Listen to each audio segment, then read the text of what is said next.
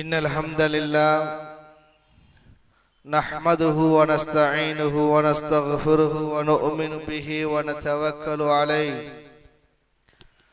ونعوذ بالله من شرور أنفسنا ومن سيئات أعمالنا من يهده الله فلا مضل له ومن يضلل فلا هادي له وأشهد أن لا إله إلا الله وأشهد أن محمدا عبده ورسوله أما بعد فقد قال الله سبحانه وتعالى في قرآنه الكريم وفرقانه المجيد أعوذ بالله من الشيطان الرجيم بسم الله الرحمن الرحيم يا أيها الذين آمنوا اتقوا الله حق تقاته ولا تموتن إلا وأنتم مسلمون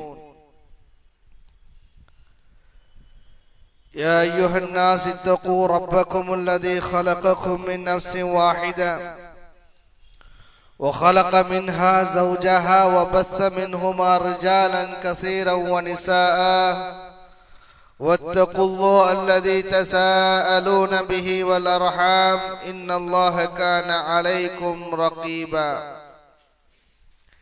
يا أيها الذين آمنوا اتقوا الله وقولوا قولا سديدا يصلح لكم أعمالكم ويغفر لكم ذنوبكم ومن يطع الله ورسوله فقد فاز فوزا عظيما وقال نبينا صلى الله عليه وسلم في حديثه المبارك فإن أصدق الحديث كتاب الله وخير الهدي هدي محمد صلى الله عليه وسلم وشر الأمور محدثاتها وكل محدثة بدعة وكل بدعة ضلالة وكل ضلالة في النار. எல்லா புகழும் புகழ்ச்சியும் ஏக இறைவன் அல்லாஹு ஜல்ல ஷானஹு தஆலா ஒருவனுக்கே உரித்தாகுக. நபிகள் நாயகம் முஹம்மது ரசூலுல்லாஹ் ஸல்லல்லாஹு அலைஹி வஸல்லம் அவர்கள் மீதும் அன்னாரை பின்பற்றி வாழ்ந்த சத்திய சஹாபாக்கள், தாபீன்கள், தபா தாபீன்கள், நம்மீது கடமையாக்கப்பட்ட இந்த இஷாவுடைய தொழுகையை முடித்துவிட்டு மார்க்கத்தினுடைய விஷயங்களை கேட்டு அமல் செய்ய வேண்டும் என்ற நல்ல நோக்கத்திலே ஒன்று கூடி இருக்கக்கூடிய நம் அனைவர்கள் மீதும் அல்லாஹ்வுடைய பேரருள் என்றென்றும் நின்று நிலவட்டுமாக என்ற பிரார்த்தனையோடு என்னுடைய உரையை நான் ஆரம்பம் செய்கிறேன்.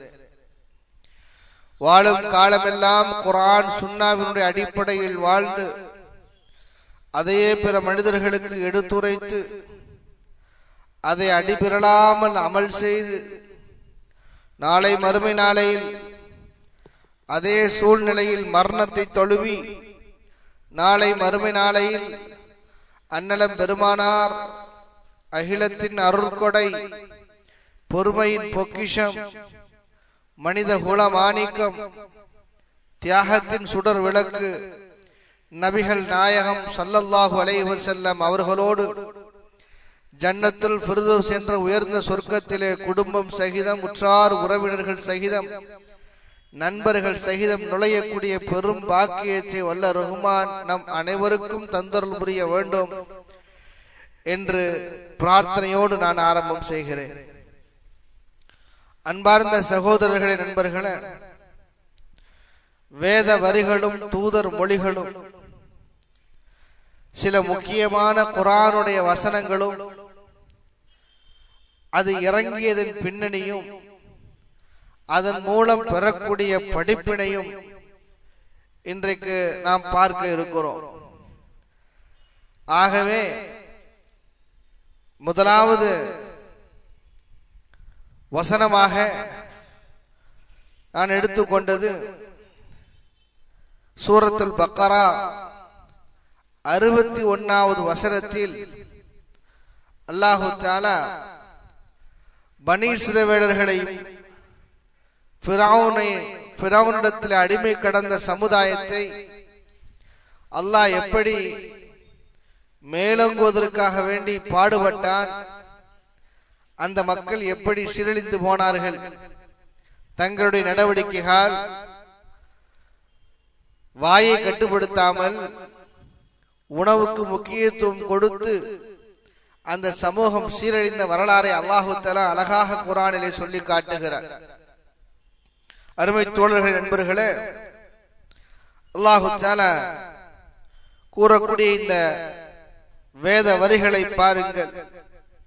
وَإِذْ قُلْتُمْ يَا مُوسَى لَن نَّصْبِرَ عَلَى طَعَامٍ وَاحِدٍ فَادْعُ لَنَا رَبَّكَ يُخْرِجْ لَنَا مِمَّا تُنبِتُ الْأَرْضُ مِن بَقْلِهَا وَقِثَّائِهَا وَفُومِهَا وَعَدَسِهَا وَبَصَلِهَا قَالَ أَتَسْتَبْدِلُونَ الَّذِي هُوَ أَدْنَى بِالَّذِي هُوَ خَيْرٌ اهْبِطُوا مِصْرَ فَإِنَّ لَكُمْ مَا سَأَلْتُمْ وَضُرِبَتْ عَلَيْهِمُ الذِّلَّةُ وَالْمَسْكَنَةُ وَبَاءُوا بِغَضَبٍ مِّنَ اللَّهِ ذَلِكَ بِأَنَّهُمْ كَانُوا يَكْفُرُونَ بِآيَاتِ اللَّهِ وَيَقْتُلُونَ النَّبِيِّينَ بِغَيْرِ الْحَقِّ ذَلِكَ بِمَا عَصَوْا وَكَانُوا يَعْتَدُونَ.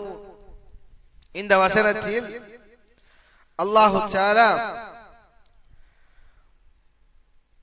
பனி இஸ்ரவேலர்களை பற்றி இங்கே குறிப்பிடுகிறார். எகிப்து நாட்டின் சர்வதிகாரி ஃபிரௌன், இவன் கிபித்தி என்ற குலத்தை சார்ந்தவன். கிபித்தி என்ற குலம்தான் ஒரு பெரிய குலமாக இன்றைக்கு எப்படி பிராமணர்கள் பார்க்கப்படுகிறார்களோ அதுபோன்று அன்றைய காலத்தில் பார்க்கப்பட்ட ஒரு குலம் பனி இஸ்ரவேலர்கள். இவர்களும் எகிப்தில் வாழ்ந்தார்கள். ஆனால் தாழ்ந்த குலத்தை சார்ந்தவர்கள். கிபித்தி என்ற ஃபிரௌன் சார்ந்த அந்த குலத்திற்கு சேவகம் செய்வதுதான் இவர்களுடைய பணி, இவர்களுடைய வேலை. அல்லாஹு தஆலா சர்வதிகாரி ஃபிரௌனிடம் இருந்து இந்த இஸ்ரவேலர்களை, பனி இஸ்ரவேலர்களை காப்பாற்றி மூசா அலைஹிஸ்ஸலாத்து வஸ்ஸலாம் அவர்கள் மூலமாக காப்பாற்ற வேண்டும் என்று நினைத்து மூசா அலைஹிஸ்ஸலாத்து வஸ்ஸலாம் அவர்கள் இந்த பனி இஸ்ரவேலர்களை அழைத்து கொண்டு தப்பி வருகின்ற பொழுது இடையில் செங்கடல் குறுக்கிடுகிறது. பனி இஸ்ரவேலர் கேட்டார்கள், மூசாவே, நாம் வசமாக மாட்டிக்கொண்டோம். பின்னால் ஃபிரௌன் நம்மை அடக்கி அடிமைப்படுத்தி கொண்டிருந்த ஃபிரௌனும் படைபட்டாளமும் நம்மை துரத்தி வருகிறது. தப்பி ஓடி தப்பித்து விடலாம் என்று பார்க்கும் பொழுது செங்கடல் குறுக்கிடுகிறது. இங்கேயும் போக முடியாது, பின்னால் திரும்பியும் செல்ல முடியாது. வசமாக மாட்டிக்கொண்டோம் என்று சொல்லும் பொழுது மூசா அலைஹிஸ்ஸலாத்து வஸ்ஸலாம் அவர்கள் சொல்லுவார்கள், இல்லை, என்னுடைய இறைவன் என்னோடு இருக்கிறான், எனக்கு நேரான வழிகாட்டுவான் என்ற உறுதிபட சொன்னார்கள். அல்லாஹ் அந்த வார்த்தையை ஏற்றுக்கொண்டு கடலில் தடியால் அடிக்க கட்டளையிட அதே போன்று அவர்கள் செய்ய கடல் பிளந்து வழி கொடுத்தது. மூசா அலைஹிஸ்ஸலாத்து வஸ்ஸலாம் அவர்களும் பனி இஸ்ரவேலர்களும் கடலை கடந்து தப்பித்தார்கள். பின்னால் துரத்தி கொண்டு வந்த ஃபிரௌனும் அவனுடைய படைபட்டாளங்களும் செங்கடலில் மூழ்கி இறந்து போனார்கள், அழிந்து போனார்கள். இதுவரைக்கும் எல்லோருக்கும் இந்த சம்பவம் நன்றாக தெரியும். அதற்கு பிறகு மூசா அலைஹிஸ்ஸலாத்து வஸ்ஸலாம் அவர்களும் அவர்களோடு இருந்த பனி இஸ்ரவேலர்களும் என்ன ஆனார்கள், அல்லாஹ் அவர்களை எங்கு அனுப்பினான் என்பதை பற்றி விளக்க உரையில் தெளிவாக நாம் பார்க்க முடிகிறது.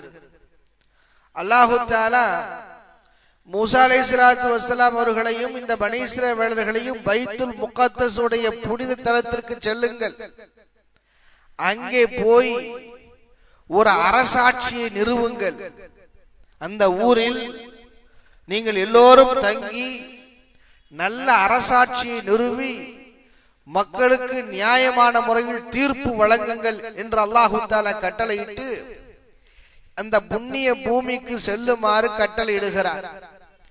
மூசா அலைஹிஸ்ஸலாத்து வஸ்ஸலாம் அவர்கள் இந்த பனி இஸ்ரவேலை கூட்டிக் கொண்டு செல்லுகிறார்கள். அல்லாஹ்வுடைய கட்டளையை ஏற்று அவர்கள் போகிற வழியில் பல சம்பவங்கள் நிகழ்ந்தது. அதில் ஒரு சம்பவத்தை பற்றி தான் அல்லாஹு தஆலா இந்த வசனத்திலே குறிப்பிடுகிறார். நான் உங்களுக்கு தெளிவாக சொல்லுகிறேன். போகிற வழியில் அவர்களுக்கு பசி எடுத்தது, கடுமையான பசி. உடனே அல்லாஹு தஆலா அவர்களுக்கு மன்னு வஸ்ஸல்வா என்ற அந்த உணவை இறக்கி கொடுத்தார். நன்றாக கவனியுங்கள். வஅன்ஸல்னா அலைக்குமுல் மன்ன வஸ்ஸல்வா. அல்லாஹ் சொல்லுகிறான், நாம் அவர்களுக்கு மன்னு வஸ்ஸல்வா என்ற உணவை இறக்கி கொடுத்தோம். எந்த சமூகத்திற்கும் இப்படிப்பட்ட ஒரு சிறப்பு கிடைக்கவில்லை. மூசா அலைஹிஸ்ஸலாத்து வஸ்ஸலாம் அவர்களுக்கும் அந்த பனி இஸ்ரவேலர்களுக்கும் கிடைத்த சிறப்பு பாருங்கள். சல்வா என்று சொன்னால் பறவையினுடைய இறைச்சி, மண்ணு என்று சொல்வது ஒரு வகையான பனிக்கட்டி போன்ற ஒரு திரவமான ஒரு உணவு. ரெண்டும் சுவைமிக்க உணவு. அல்லாஹ் அவர்களுக்கு வானில் இருந்து இறக்கி வைத்திருக்க. அன்சல்னா என்று சொன்னால் நாம் இறக்கி வைத்தோம் என்று பொருள். கொடுத்தோம் என்று சொல்லவில்லை. கொடுத்தோம் என்றால் இங்கிருந்து எடுத்து கொடுப்பது கொடுத்தோம்.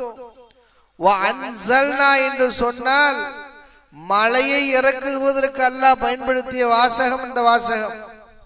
நாம் அதே போன்று மன்னு வஸ்ஸல்வா என்ற உணவை, இறைச்சி போன்ற உணவு, பறவையினுடைய இறைச்சி பனிக்கட்டி போன்ற ஒரு வெண்மையான திரவ பொருள், மயோனிஸ் என்று வைத்துக் கொள்வோம். எதுவோ ஒன்று அல்லாஹ் அவர்களுக்கு இறக்கி கொடுத்து, நீங்கள் தேவையான அளவுக்கு சாப்பிடுங்கள், ஆனால் நாளைக்கு தேவைப்படும் என்று நீங்கள் சேர்த்து வைக்க தேவையில்லை. பசி எடுக்கும் பொழுதெல்லாம் அல்லாஹ் இறக்கி கொண்டு இருப்பான் என்று அல்லாஹு தஆலா அவர்களுக்கு கட்டளையிட்டார். அவர்களும் சாப்பிட்டு கொண்டிருந்தார்கள். என்றாலும் கூட அல்லாஹ்வுக்கு நன்றி செலுத்துவதற்கு அவர்கள் தவறிட்டார்கள், நன்றி செலுத்தவில்லை. மூசா அலைஹிஸ்ஸலாம் இடத்தில் வந்து கேட்கிறார்கள், மூசாவே, அதைத்தான் அல்லாஹ் சொல்லி குறிப்பிடுகிறார். வஇது குல்தும் யா மூசா, நினைவு கூர்ந்து பாருங்கள். மூசா அலைஹிஸ்ஸலாத்து வஸ்ஸலாம் அவர்களிடத்தில் பனி இஸ்ரவேலர்கள் சொன்னார்கள், லன் அஸ்பிர் அலா தஆமின் வாஹித், ஒரே மாதிரியான உணவு எங்களுக்கு தேவையில்லை. என்ன பறவையின் இறைச்சியும் இந்த வெண்மை போன்ற திரவ பொருளும் கொடுக்கிறீர்கள், எங்களுக்கு ஒரே மாதிரியான உணவு தேவையில்லை. ஃபதுஉ லனா ரப்பக, உங்களுடைய இறைவனிடத்திலே பிரார்த்தனை செய்யுங்கள். யுக்ரிஜ் லனா மிம்மா தும்பித்துல் அர்து, இந்த பூமி வெளிப்படுத்தக்கூடிய விளைவிக்கக்கூடிய தானியங்கள், மின் பக்கலிஹா வ கிஸ்ஸாயிஹா வ ஃபூமிஹா வ அதஸிஹா வ பஸலிஹா, இந்த பூமி விளைவிக்கக்கூடிய கீரை, வெள்ளரிக்காய், கோதுமை, பூண்டு, பருப்பு, வெங்காயம், இப்படிப்பட்ட மரக்கறி தான் எங்களுக்கு வேண்டும். நாங்கள் விதவிதமாக சமைத்து சாப்பிடுவோம் என்று மூசா அலைஹிஸ்ஸலாம் இடத்துல வந்து கேட்டார்கள். அல்லாஹ் சொல்லுகிறார், அத்தஸ்தப்திலூன அல்லதி ஹுவ அத்னா பில்லதி ஹுவ கைர், நல்ல உணவுக்கு பகரமாக இந்த மோசமான இந்த உணவையா நீங்கள் விரும்புகிறீர்கள்? இஹ்பிது மிஸ்ரா, இப்படி உணவு உங்களுக்கு தேவை என்றால் நீங்கள் வேற எங்கேயாவது ஒரு ஊருக்கு போங்க என்று அல்லாஹு தஆலா கோபம் விட்டு சொல்லுகிறார்.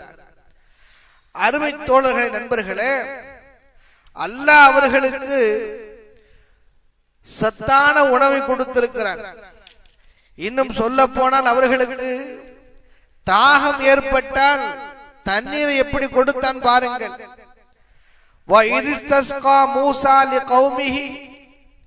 மூசா அலைஹிஸ்ஸலாம் இடத்தில் எங்களுக்கு தண்ணீர் வேண்டும் என்று கேட்ட பொழுது ஃபகுல் நضرب بعصاك الحجر, மூசாவே உங்களுடைய தடியின் மூலமாக அந்த பாறையை அடியுங்கள்.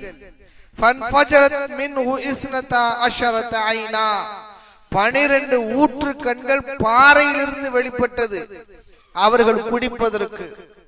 போகிற போக்கிலே வெயிலடிக்கும், வெப்பம் அதிகமாக இருக்கும். வெப்பம் அவர்களை தாக்காமல் இருப்பதற்காக வேண்டி மேகத்தை அல்லாஹ் தஆலா குடையாக ஆக்கி அனுப்பினார். வதல்லல்னா அலைக்குமுல் கமாம், மேகத்தை குடையாக ஆக்கினோம்.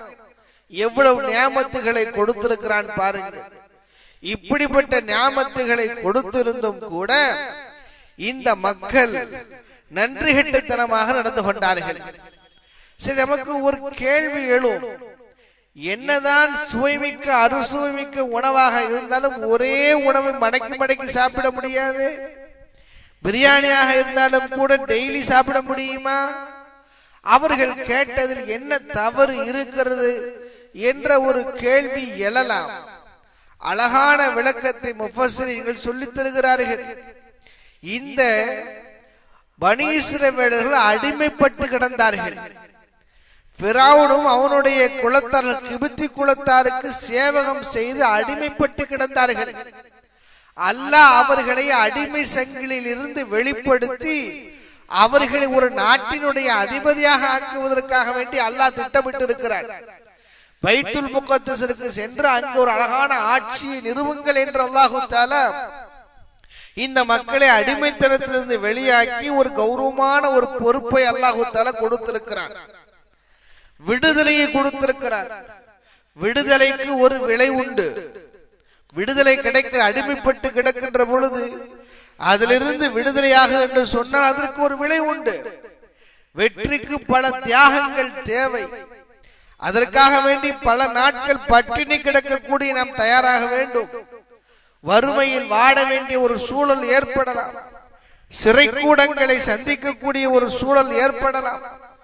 இப்படி பல தியாகங்களை செய்தால்தான் விடுதலை என்ற வெற்றியை அடைய முடியும். இந்த பைத்தியக்காரர்கள், அடிமைப்பட்டு கிடந்த சமுதாயம் பனி இஸ்ரவேலர்கள், இவர்களை அல்லாஹ் உயர்ந்த அந்தஸ்துக்கு கொண்டு வர வேண்டும் என்று நினைத்து அவர்களுக்கு கட்டளையிடுகின்ற பொழுது சாப்பாடு சரியில்லை என்று, எங்களுக்கு ஒரே மாதிரியான உணவு தேவையில்லை என்று மரக்கறியை கேட்கிறார்கள் என்று சொன்னால் இவர்கள் சின்ன தியாகத்தை கூட செய்வதற்கு தயாராகவில்லை. பனி இஸ்ரவேலர்கள் நாக்குக்கு அடிமைப்பட்டு போனார்கள். அவர்களுடைய வயிற்றினுடைய தேடல் அவர்களை அந்தஸ்தால் இறக்கி விட்டது. எனவேதான் அல்லாஹ் தஆலா கோபப்படுகிறான். இஹ்பிது மிஸ்ரா, நீங்கள் வேறொரு ஊருக்கு செல்லுங்கள் என்று அல்லாஹ் தஆலா இந்த வாசகத்தை பயன்படுத்துகிறார். சொன்னது புரிகிறதா உங்களுக்கு? வெற்றி அடைய வேண்டும், உயர்ந்த பதவியை அடைய வேண்டும், மேன்மையை அடைய வேண்டும் என்று சொன்னால் அதற்கு பல தியாகங்கள் செய்தாக வேண்டும். எத்தனை நாட்கள் நீங்கள் பிரயாணம் செல்ல இருக்கிறீர்கள்? மிஞ்சி போனால் ஒரு மாசம் பிரயாணம் செய்ய முடியுமா? ஆனால் அதற்குள் எங்களுக்கு ஒரே மாதிரியான உணவு தேவையில்லை என்று மரக்கறியை கேட்கிறார்களே, அதனால் அல்லாஹ்வுக்கு கோபம் வந்து விட்டது. உணவால் வீழ்ந்த சமுதாயம் தான் அந்த பனி இஸ்ரவேலர்கள். ரெண்டுக்கு வித்தியாசத்தை பாருங்கள்.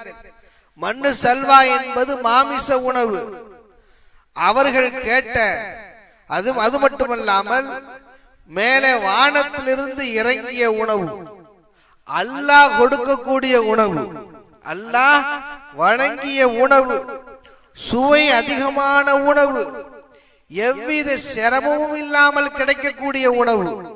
இப்படி இவ்வளவு சிறப்பான உணவை விட்டுவிட்டு மரக்கறி அவர்கள் கேட்டார்கள். எங்களுக்கு கீரை வேண்டும், வெங்காயம் வேண்டும், பூண்டு வேண்டும். இப்படிப்பட்ட மரக்கறியை கேட்டு, இந்த மரக்கறி அதுல என்ன ஊட்டச்சத்து இருக்கும்? இறைச்சியை கம்பேர் பண்ணி பார்க்கும் போது மரக்கறியில ஒரு ஒண்ணும் கிடையாது. நல்ல கறியோடு நல்லா சாப்பிட்டா நைட் 8 மணி வரைக்கும் பசி தாங்கும். இந்த மரக்கறியை சாப்பிட்டா 4 மணிக்கு கண்ணை கட்டுது. 4 மணி வரைக்கும் கூட பசி தாங்க முடியல. இதுல ஊட்டச்சத்து ரொம்ப ரொம்ப குறைவு.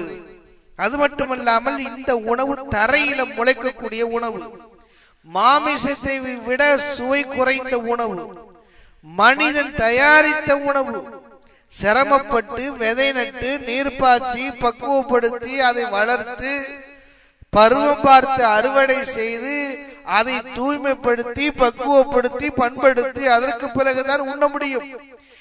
இவ்வளவு கீழ்த்தரமான இந்த உணவை அவர்கள் விரும்புகிறார்கள்.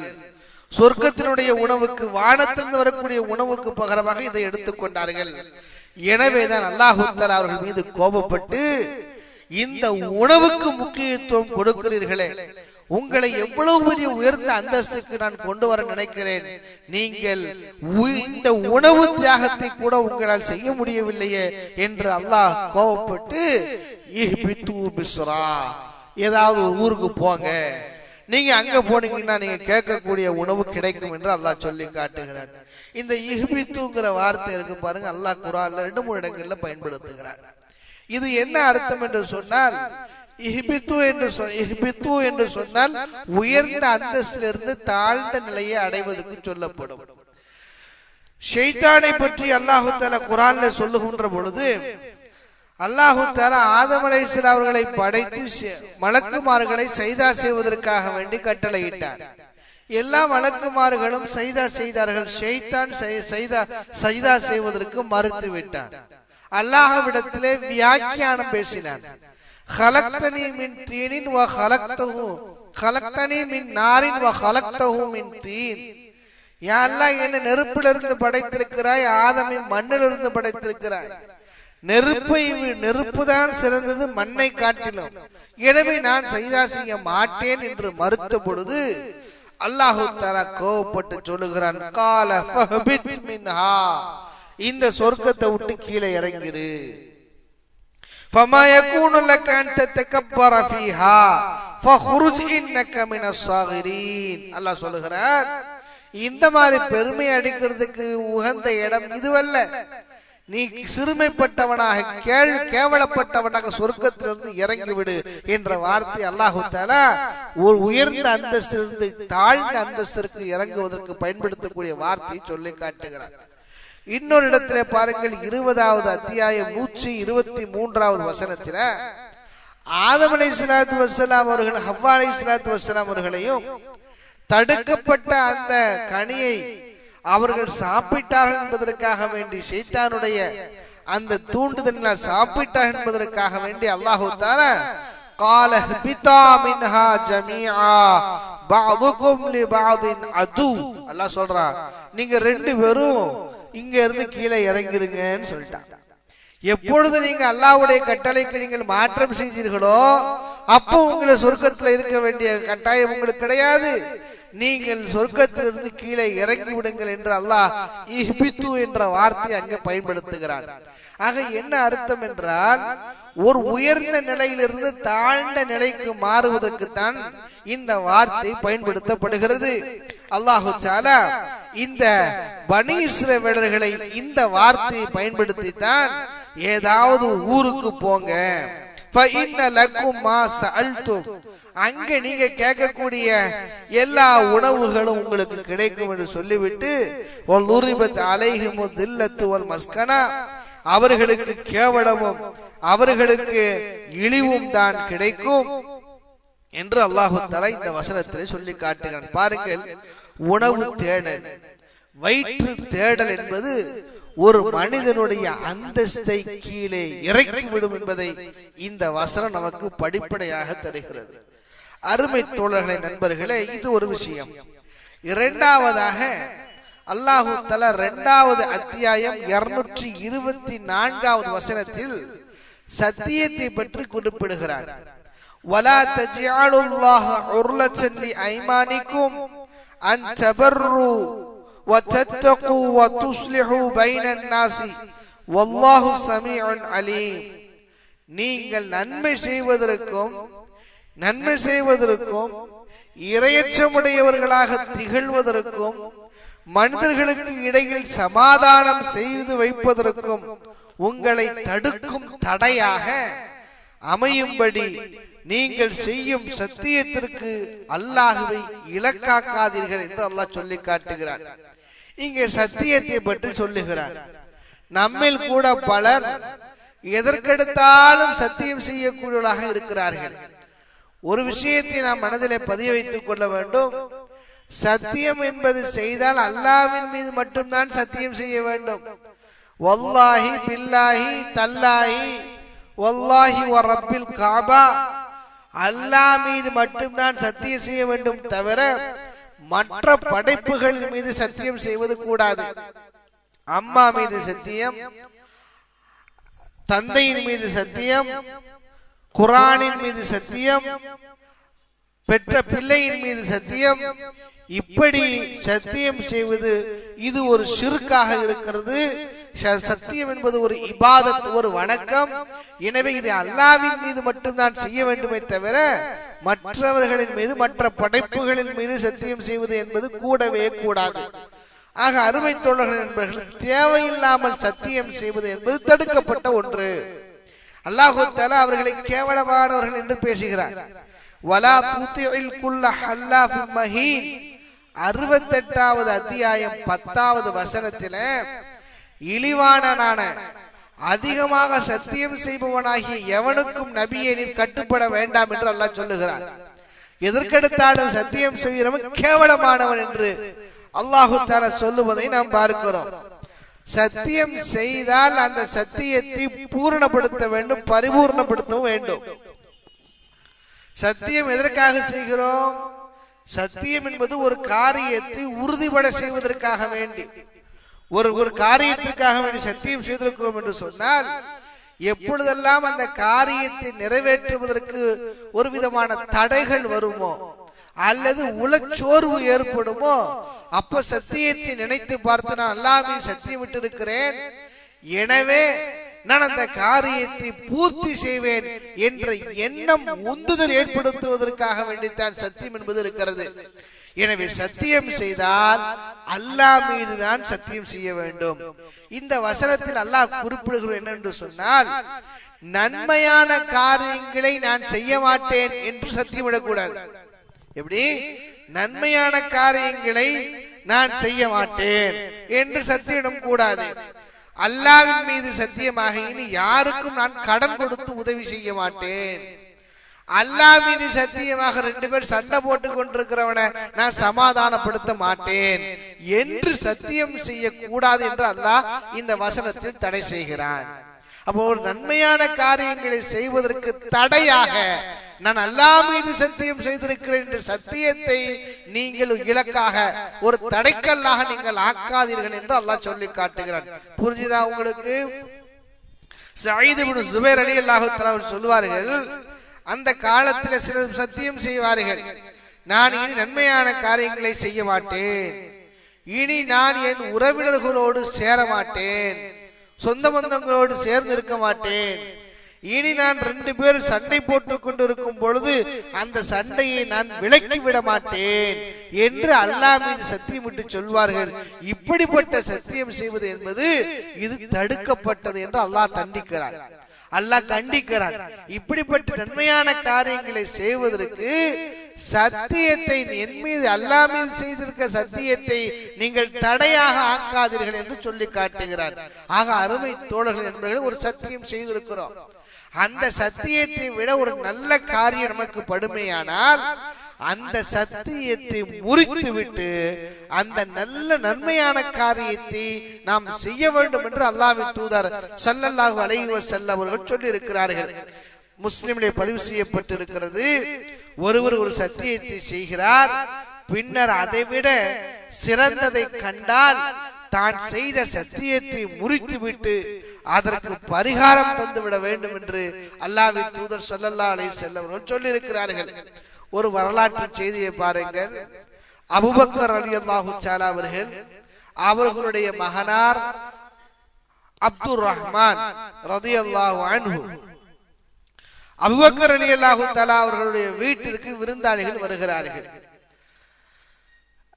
அபூபக்கர் ரலியல்லாஹு தஆலா அவர்கள் விருந்தாளிகளுக்கு தேவையான உணவுகளை தயார் செய்கிறார்கள். இரவு நேரம் வந்தது, தன்னுடைய மகனை அழைத்து, அப்துல் ரஹ்மானை அழைத்து சொல்வார்கள், மகனே, நான் அல்லாஹ்வின் தூதரை சந்திக்க வேண்டி இருக்கிறது, அவர்களோடு சில முக்கியமான ஆலோசனை செய்ய வேண்டி இருக்கிறது. எனவே நான் அவர்களை பார்ப்பதற்கு செல்லுகிறேன்.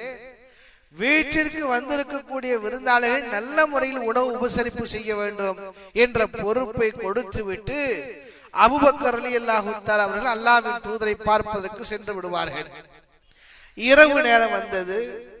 அப்துல் ரஹ்மான் ரலியல்லாஹு தஆலா அவர்கள் விருந்தாளிகளை அழைத்து வாருங்கள் சாப்பிடலாம் என்று சொல்லுகிறார்கள்.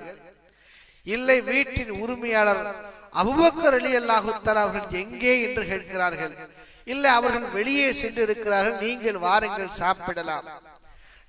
அவர் வராத வரைக்கும் நாங்கள் சாப்பாட்டிலே கையை வைக்க மாட்டோம் என்று அவர் சொல்லிவிடுகிறார்கள். அபூபக்கர் ரலியல்லாஹு தஆலா வராத வரைக்கும், இந்த வீட்டின் உரிமையாளர் வராத வரைக்கும் நாங்கள் சாப்பாட்டில் கை வைக்க மாட்டோம் என்று சொல்லுகிறார்கள். நேரம் கடந்தது. அல்லாஹ்வின் தூதரோடு பேச்சுவார்த்தை முடித்துவிட்டு தாமதமாகவே அபூபக்கர் ரலியல்லாஹு தஆலா வீட்டுக்கு வருகிறார்கள். வந்து பார்த்தால் உணவு பதார்த்தங்கள் எல்லாம் அப்படியே இருக்கிறது. என்னவென்று கேட்கிறார்கள். சாப்பிட்டீர்களா? இல்லை, சாப்பிடவில்லை. கோபம் அவர்களுக்கு தலைக்கு ஏறியது. விருந்தாளிகளை உபசரிக்க வேண்டிய பொறுப்பை அப்துல் ரஹ்மான் என்னுடைய மகனிடத்திலவா கொடுத்திருக்கிறேன், அவர் உங்களை சாப்பிட சொல்லவில்லையா என்று வெளியிலிருந்து சப்தமாக அப்துல் ரஹ்மான் என்ற அழைப்பு கொடுக்கிறார்கள். தன்னுடைய தந்தை கோபக்காரர் எடுத்து எடுப்பில் கை நீட்டி விடுவார் என்று பயந்த அப்துல் ரஹ்மான் ரலியல்லாஹு தஆலா அவர்கள் வீட்டிற்குள் பம்முகிறார்கள். நான் கூப்பிடக்கூடிய சத்தம் உன் காதில் விழுந்தால் அடுத்த கணம் என் முன்னால் நிற்க வேண்டும் என்று அபூபக்கர் ரலியல்லாஹு தஆலா கோபமாக கொப்பளிக்க, பம்மி கொண்டே அப்துல் ரஹ்மான் ரலியல்லாஹு தஆலா அவர்கள் அபூபக்கர் ரலியல்லாஹு தஆலா முன்னால் வருகிறார்கள். கடுமையாக திட்டுகிறார்கள். இல்லை தந்தையே, நான் சாப்பிடுவதற்கு அழைத்தேன், அந்த மக்கள் விருந்தாளிகள் வர மறுத்து விட்டார்கள், நீங்கள் வந்தால்தான் சாப்பிடுவேன் என்று சொன்னார்கள். அபூபக்கர் ரலியல்லாஹு தஆலாவுக்கு மிகுந்த வருத்தமாகிவிட்டது. அல்லாஹ் மீது ஆணையாக இன்றைய நாள் நான் சாப்பிட மாட்டேன், இன்றைய இரவுக்கு நான் சாப்பிட மாட்டேன் என்று சத்தியம் செய்து விடுகிறார்கள். அபூபக்கர் ரலியல்லாஹு தஆலா சாப்பிடாத வரைக்கும் நாங்களும் சாப்பிட மாட்டோம் என்று வீட்டிற்கு வந்த விருந்தாளிகளும் சத்தியமிட்டார்கள். ஆகா, இன்றைக்கு வந்த மிகப்பெரிய ஒரு சோதனையாக ஆகிவிட்டது. என்னுடைய வாழ்நாளில் இப்படிப்பட்ட ஒரு மோசமான நாளை நான் கண்டதே இல்லை என்று அபூபக்கர் ரலியல்லாஹு தஆலா சொல்லுகிறார்கள். நேரம் செல்ல செல்ல கோபம் தணிந்தது. ஷைத்தான் என்னுடைய உள்ளத்தில் இப்படிப்பட்ட எண்ணங்களை போட்டு விட்டான், வாருங்கள் எல்லோரும் சாப்பிடலாம் என்று சொல்லி அபூபக்கர் ரலியல்லாஹு தஆலா சாப்பிடுகிறார்கள். மற்ற விருந்தாளிகளும் சாப்பிடுகிறார்கள். விருந்தாளிகள் செய்த சத்தியத்தில் அவர்கள் சத்தியத்தை நிறைவேற்றி விட்டார்கள். அபூபக்கர் சாப்பிடாத வரைக்கும் நாங்கள் சாப்பிட மாட்டோம் என்று சொன்னார்களே, அபூபக்கர் ரலியல்லாஹு தஆலா சாப்பிட்டால் அவர்களும் சாப்பிட்டு விட்டார்கள். அவர்களுடைய சத்தியம் பூர்த்தியாகி விட்டது. ஆனால் அபூபக்கர் ரலியல்லாஹு தஆலா தான் செய்த சத்தியம், இன்றைய இரவு நான் சாப்பிட மாட்டேன் என்று சத்தியம் செய்தார்களே, சத்தியத்தை முறித்து விட்டோமே என்று மறுநாள் காலையில் அல்லாஹ்வின் தூதரிடத்திலே நடந்த செய்தியை சொன்ன பொழுது அல்லாஹ்வின் தூதர் ஸல்லல்லாஹு அலைஹி வஸல்லம் சொல்வார்கள், அபூபக்கரே, நீங்கள் செய்த செயல்தான் சரியானது.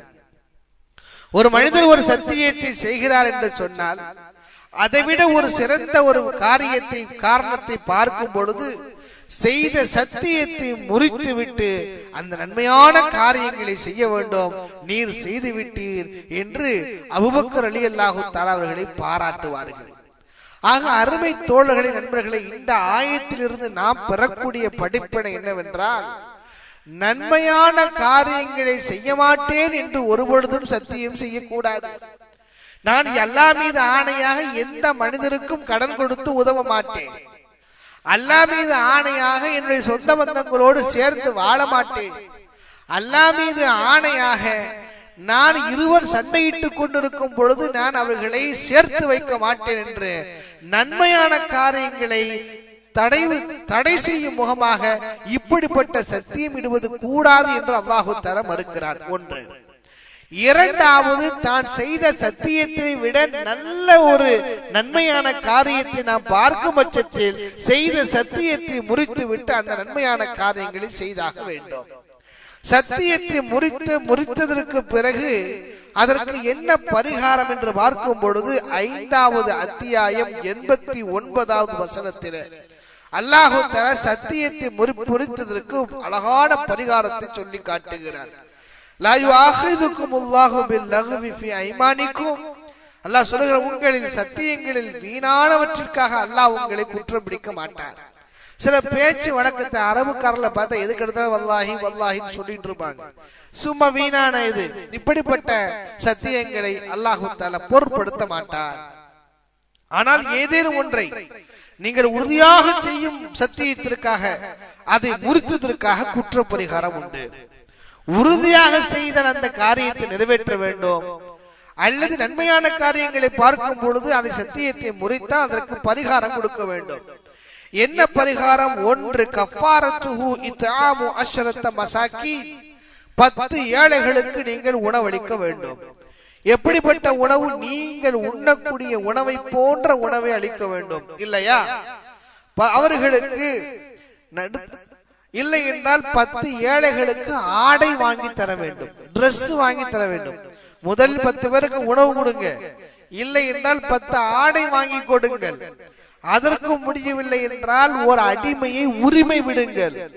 அதற்கும் முடியவில்லை என்று சொன்னால் 3 நாட்கள் நோன்பு வைக்க வேண்டும். இதுதான் சத்தியத்தை முறித்ததற்கு உண்டான பரிகாரம் என்று அல்லாஹு தஆலா இந்த வசனத்தின் மூலமாக அல்லாஹ் நமக்கு சொல்லித் தருகிறார். ஆக அருமை தோழர்கள், நண்பர்களே, தேவையில்லாமல் சத்தியம் செய்வதை விட்டோம் நாம் முழுமையாக தவிர்த்து கொள்ள வேண்டும். அடுத்த ஒரு வசனத்தை பாருங்கள். அல்லாஹு தஆலா 4வது அத்தியாயம் 43வது வசனம். 4வது அத்தியாயம், யா அய்யுஹல்லதீன ஆமனூ, இறை விசுவாசிகளே, ஈமான் கொண்டோர்களே, லா தக்ரபு ஸலாத்த வ அன்தும் சுகாரா ஹத்தா தஅலமூ மா தகூலூன். நீங்கள் ஓதுவது இன்னது என்று நீங்கள் அறிந்து கொள்ள முடியாத அளவுக்கு நீங்கள் போதையில் இருக்கும் பொழுது தொழுகையின் பக்கம் நெருங்காதீர்கள். இந்த வசனம் அல்லாஹு தஆலா மதுபானம் ஹராம் என்ற ஒரு தீர்க்கமான ஒரு முடிவு கூறி வசனத்தை இறக்குவதற்கு முன்னால் உண்டான நிகழ்வு.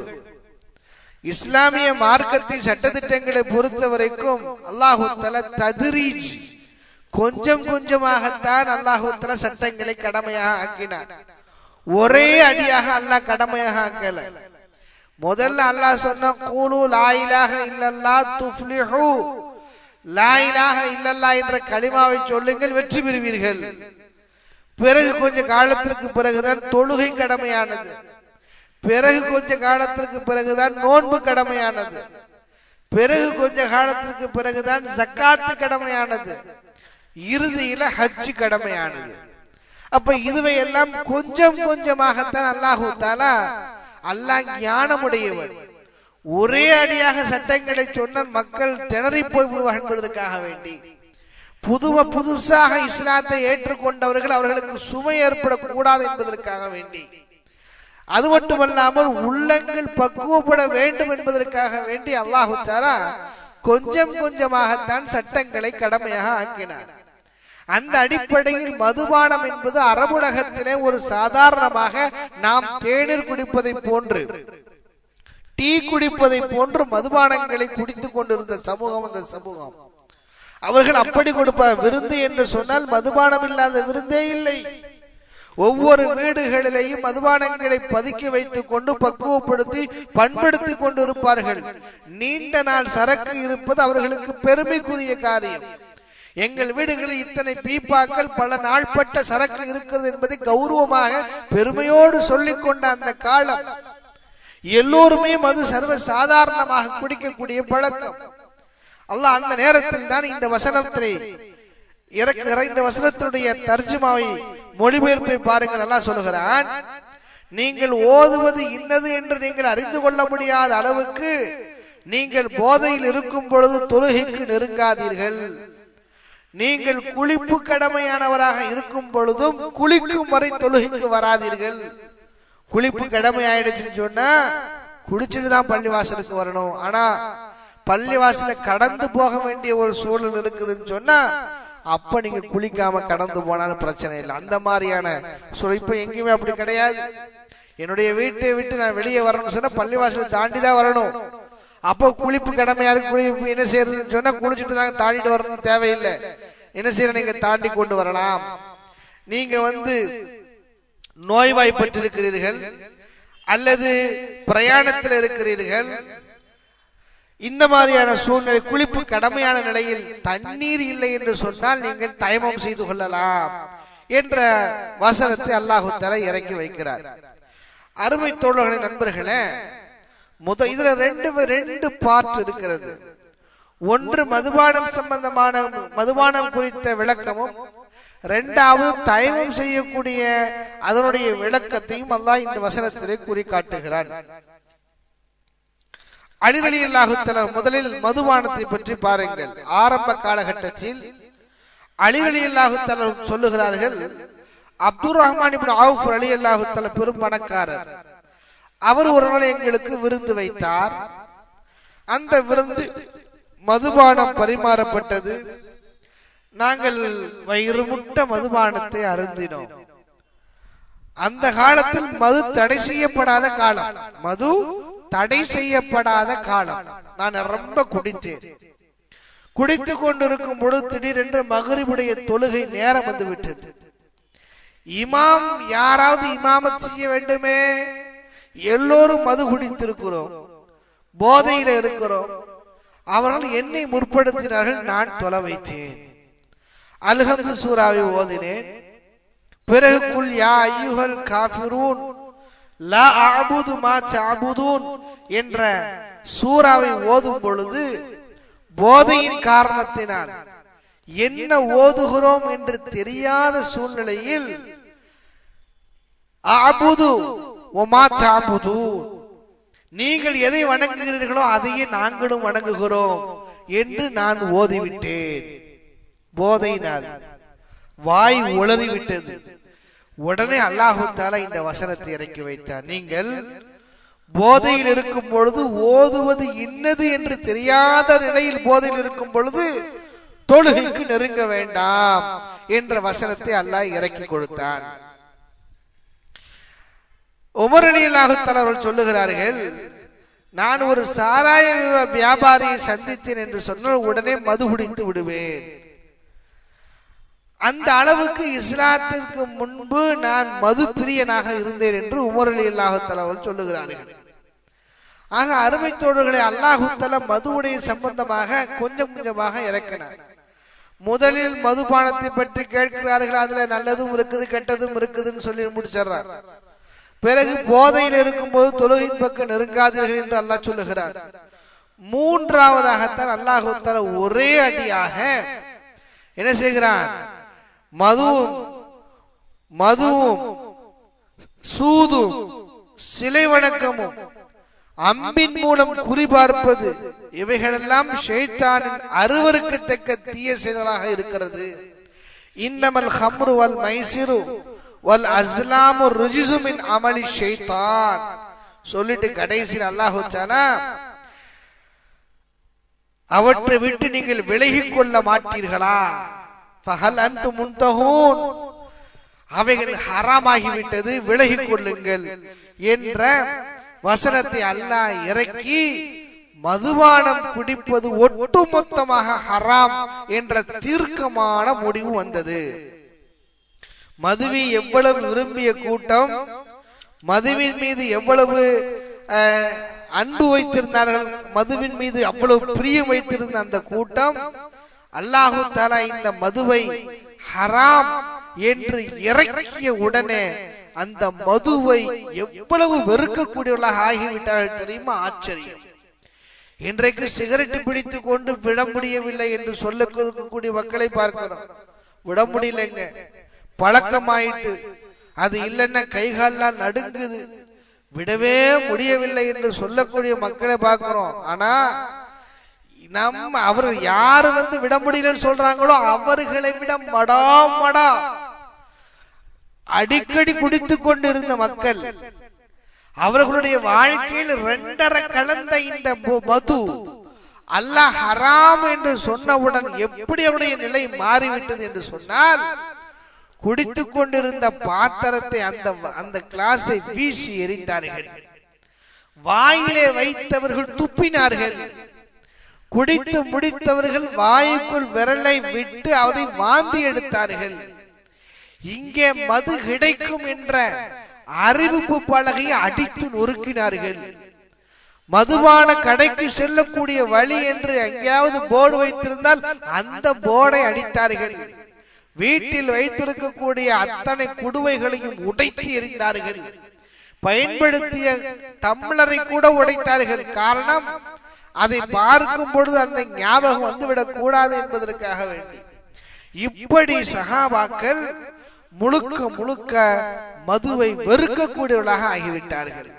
இன்றைக்கு நம்மும் சொல்லுகிறோம், தடுக்கப்பட்ட ஹராமான விஷயங்களை விட்டு தவிர்த்து கொள்ள வேண்டும் என்று சொல்லுகிறோம். குர்ஆனுடைய வசனங்கள் ஓதி காட்டப்படுகிறது. அல்லாஹ்வின் தூதருடைய மொழிகள் சொல்லப்படுகிறது.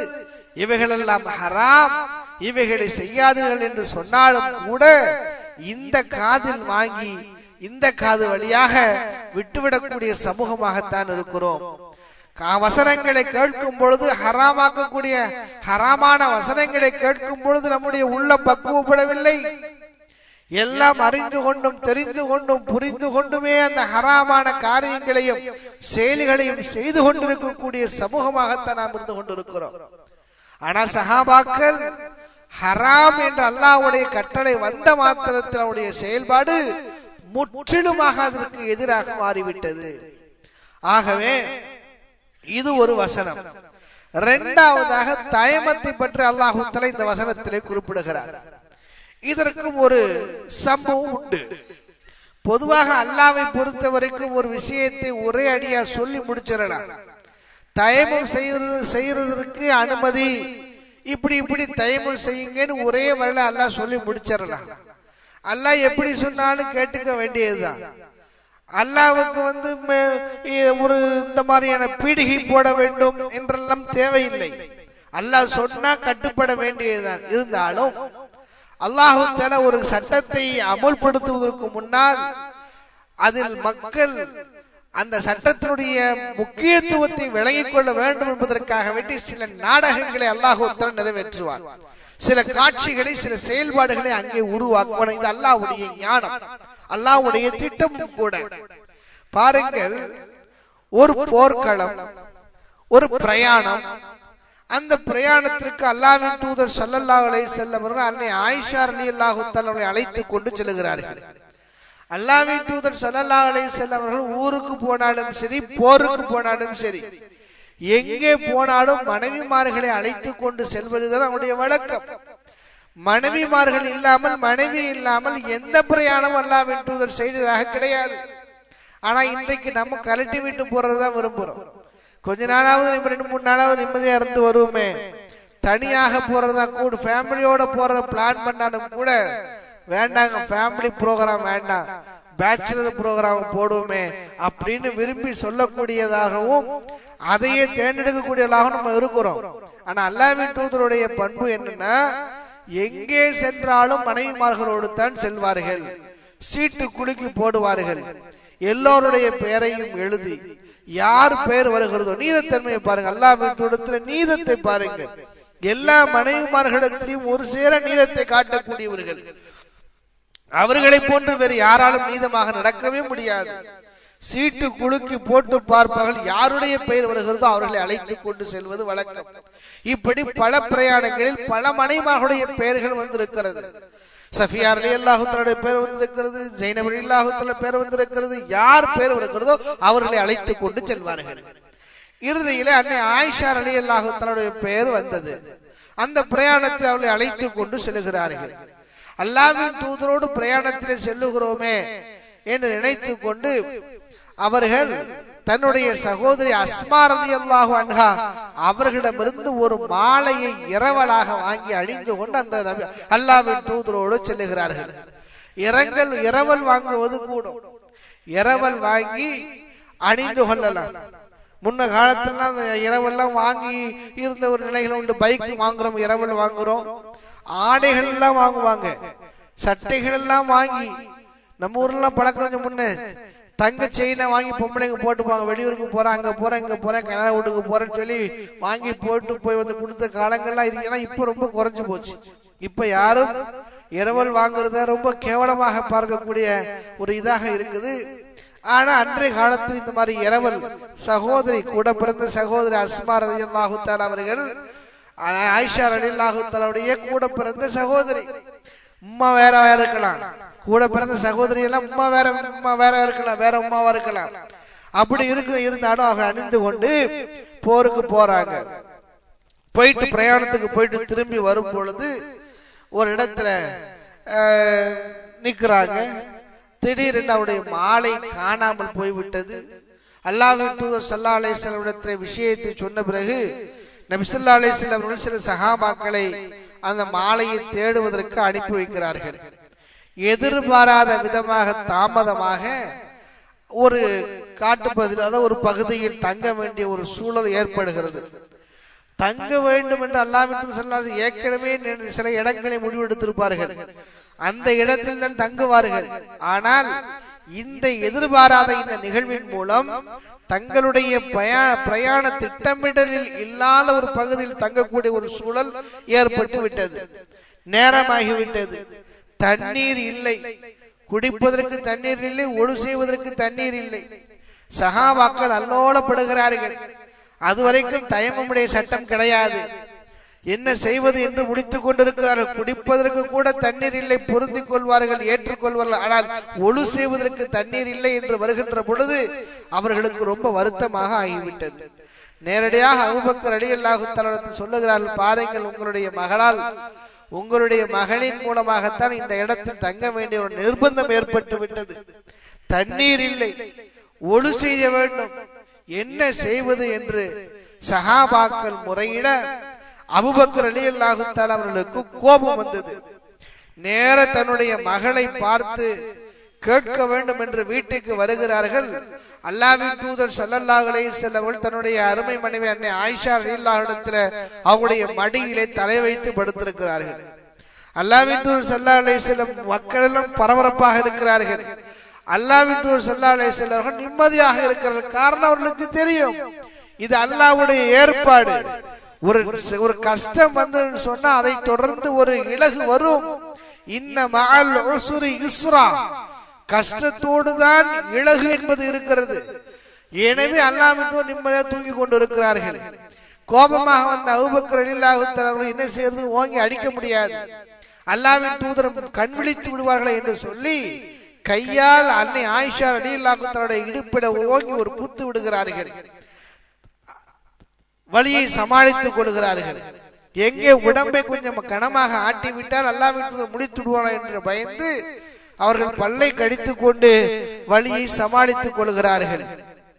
இரவு நேரம் வந்தது. மக்கள் ஓய்வெடுத்தார்கள். அதுவரைக்கும் பரபரப்பாக இருந்தது.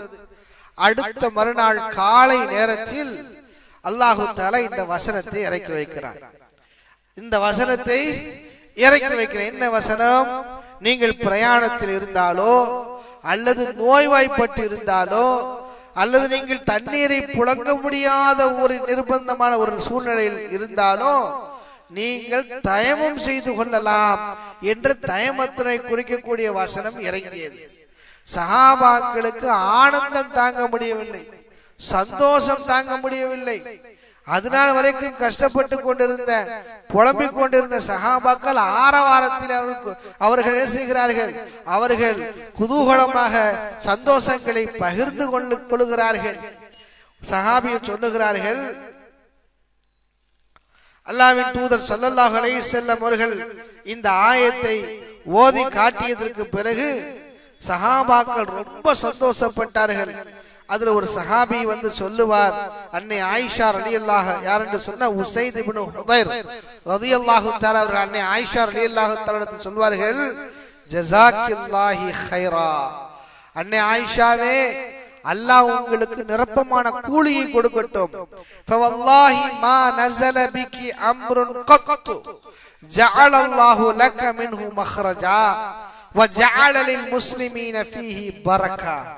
அல்லாஹ் உங்களை தொட்டு எதுவெல்லாம் எங்களுக்கு ஒரு கஷ்டம் வருகிறதோ அதை தொடர்ந்து அல்லாஹு தஆலா உங்களுக்கு ஒரு சிறப்பையும் நலவையும் இந்த முஸ்லிம்களுக்கு அதிலே பரக்கத்தையும் அல்லாஹ் ஏற்படுத்தி இருக்கிறார்.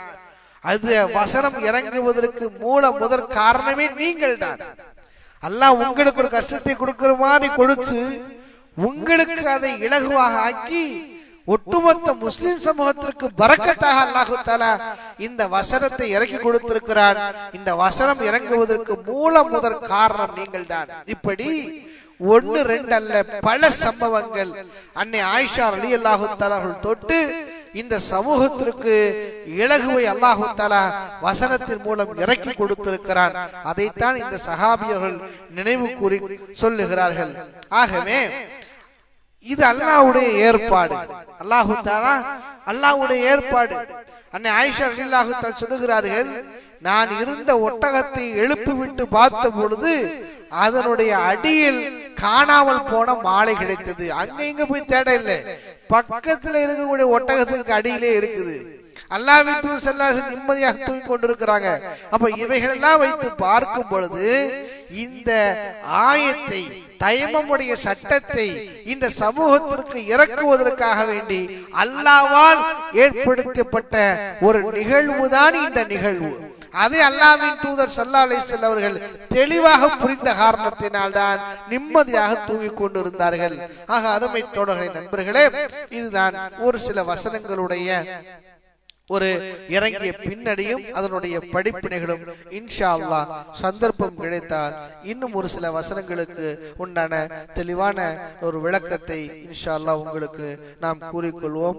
அல்லாஹு தஆலா நாம் கேட்ட குர்ஆன் சுன்னாவுடைய அடிப்படையில் நம்முடைய வாழ்க்கையை அமைப்பதற்கு அல்லாஹ் நமக்கு தௌஃபீக் கொடுப்பானாக. வ ஆகிரு தஅவானா அனில் ஹம்துலில்லாஹி ரப்பில் ஆலமீன். சுப்ஹானக்கல்லாஹும்ம வ பிஹம்திக அஷ்ஹது அல்லா இலாஹா இல்லா அன்த அஸ்தக்ஃபிருக வ அத்தூபு இலைக்.